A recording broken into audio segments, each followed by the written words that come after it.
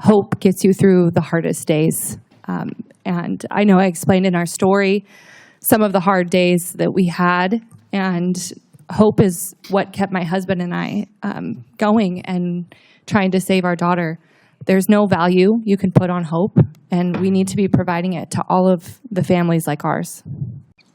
Listening to you talk about the value of hope to you and your daughter with cancer, and the very measured and reasonable way in which we've all discussed what's happened, makes me crazy.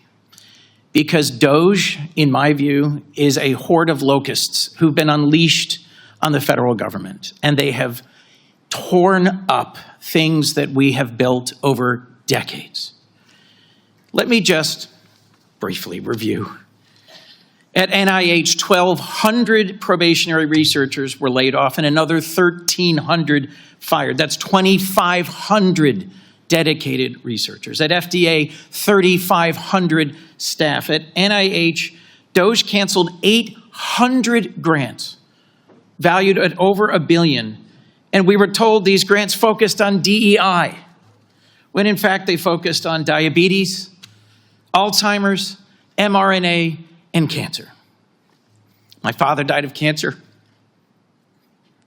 My father-in-law died of cancer. My stepfather died of cancer.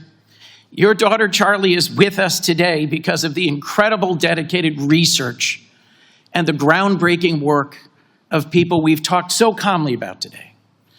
Dr. Schleckman, I have a personal friend, a combat veteran, a Marine Corps colonel, who came to me when he was diagnosed with stage 4 metastatic melanoma, as you just described, and whose life was saved by the research you described.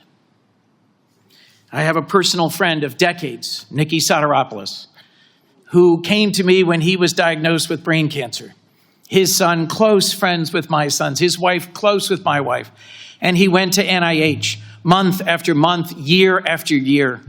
Yes, clinical trials, doctor, sometimes doesn't benefit the individual, but I gotta tell you, it sure as hell benefited Nick and his family. It gave him hope and it kept him alive. And I don't understand how a single member of this Congress can look you in the eyes as a mother and say we should cut these programs.